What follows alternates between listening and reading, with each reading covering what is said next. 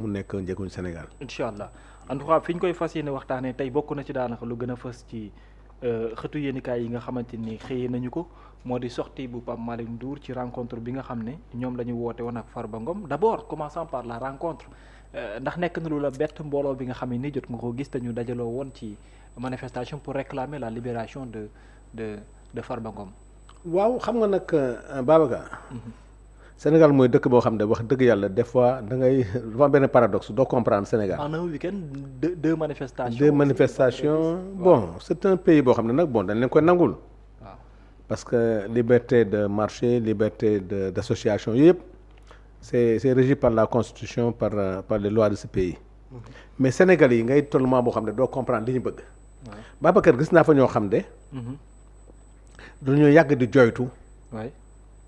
li nekk ci réew mi ci mal gouvernance que coono bi fi nekk yëpp Babacar on a pensé que c'est nos mauvaises politiques Babacar bu ñu fàttalikoo ci mbëkk mi xale yi doon génn réew mi Barça ba nangatuñ ci réew mi ñu dem bay jooytu l'exode rural Babacar dans le monde rural toute la jeunesse génn nañu monde rural bi ñu ngi ci capitale régionale yi ndax lan nos mauvaises politiques tey ñuy wax la malgouvernance toute l'opposition en son temps di joytu alal réew mi niñ ko saax-saaxe su le foncier du Sénégal naka nañ ko saax-saaxe tey nga am gouvernement bu ñëw tey di def la reddition des comptes di wan ne alal réew mi nag kenn dootul nangu ay politiciens di ko sàcc wala ñi ko sàcc dañ koy delloosi ñu war a encourager loolu tey encore ces mêmes personnes yi nga xam ne ñoo doon jooy tey ñooy nekkaat encore ci ay mobilisation pour wax na gouvernement bi arrêté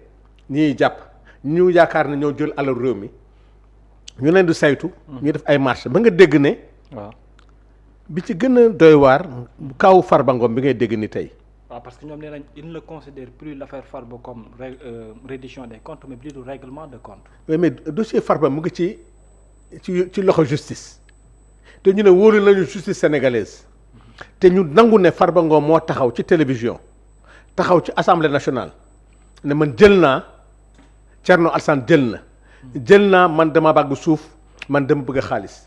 kooku tey. mais réplique bi tam mooy Ousmane Sonko newoon na bii mooy dernière campagne am. waaw Ousmane Sonko dafa tontu Farba Ngom bi nga nekkee ci pouvoir bi yaa doon wax ne gis jël naa te yàlla def na jël nañu pouvoir bi loolu nga doon wax ne jël nga ko mais saytu nga ñu ngi koy saytu xëy na am na duñ ci gis.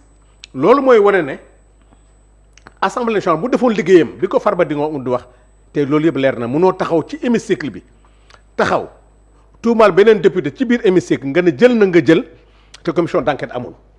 dans un pays normal ci jour boobu on devait monter la commission d'enquête pour xam Farba Ngom lan na wax ne moom la jël mook Thierno Alassane tey nag pouvoir bi dem ba Ousmane Sonko dem gis ne Farba li nga doon wax ne.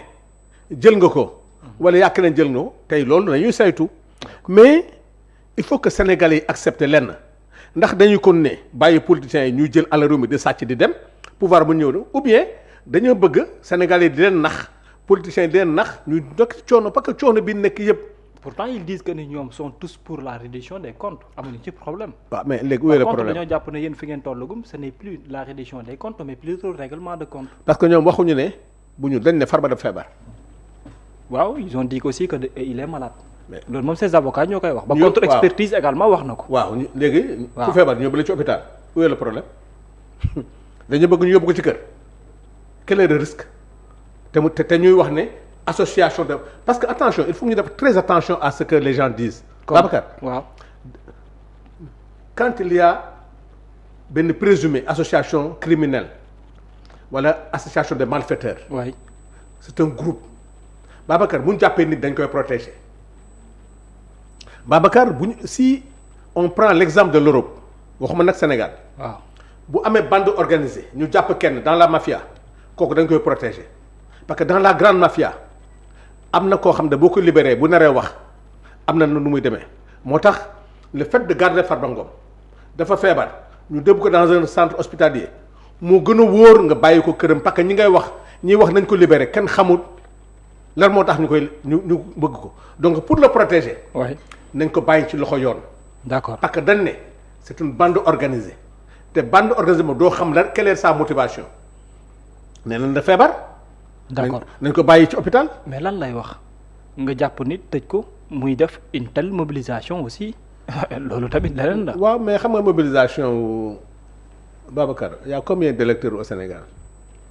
waaw y en a plus de 7 millions. 7 millions d'électeurs. Ouais. Babacar fii bu manifestation jotee daa nga gis manifestation yi comment ça se passe mobilisation yi on sait comment ça se passe Babacar nit fay nañu ay nit ñu dem ci ay mobilisation fay nañu ay nit ñu dem ci ay kaaru meeting.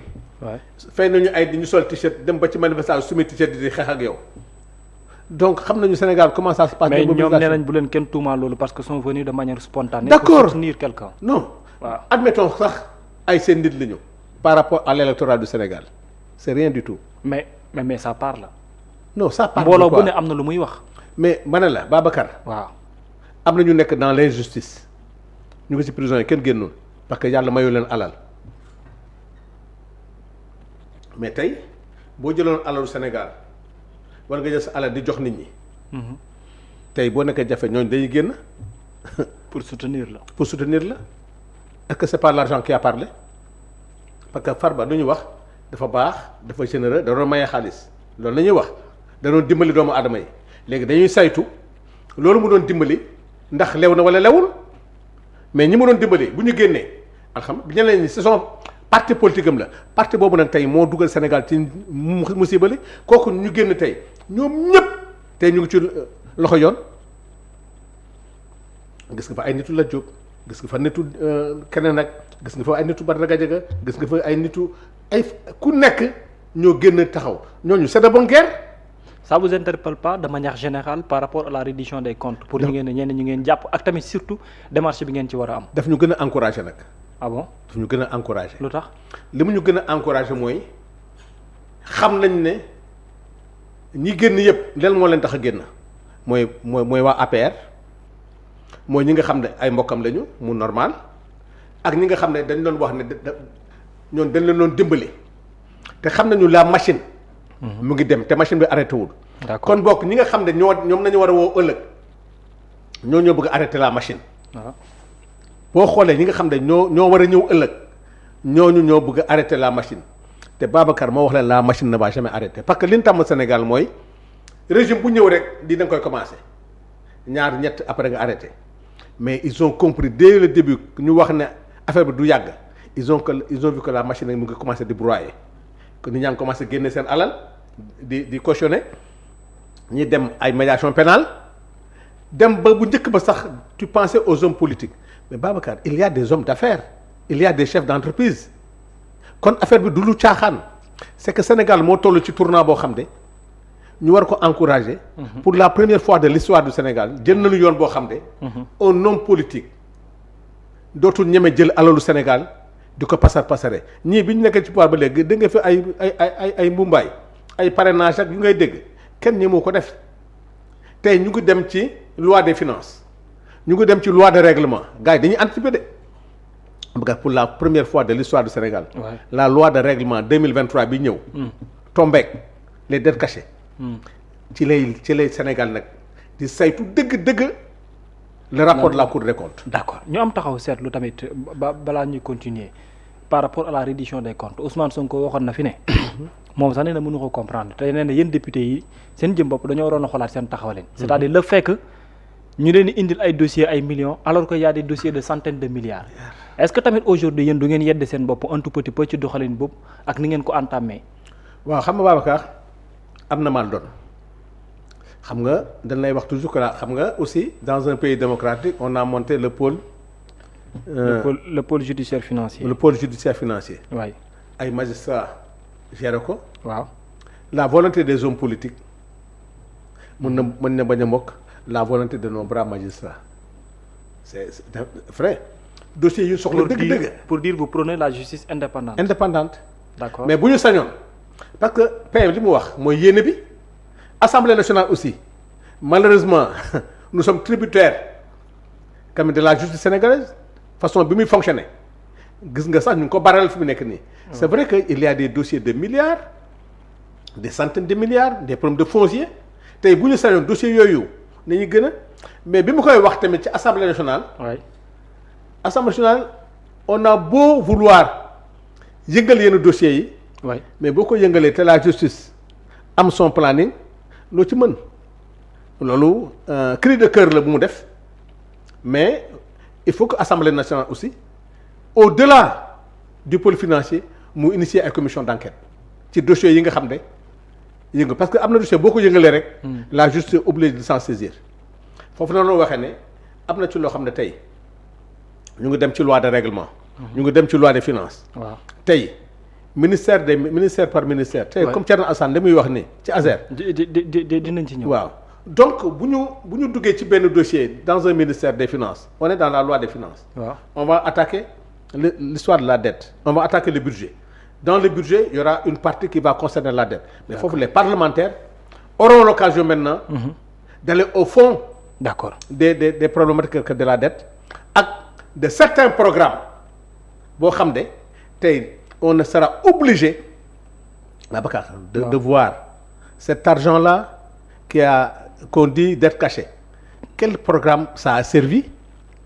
te boobu boo indee programme bi Babacar c'est des milliards de francs.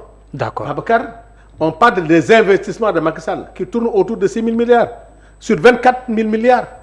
D'accord. Alors ñu avancer un peu ci même manifestation bi des propos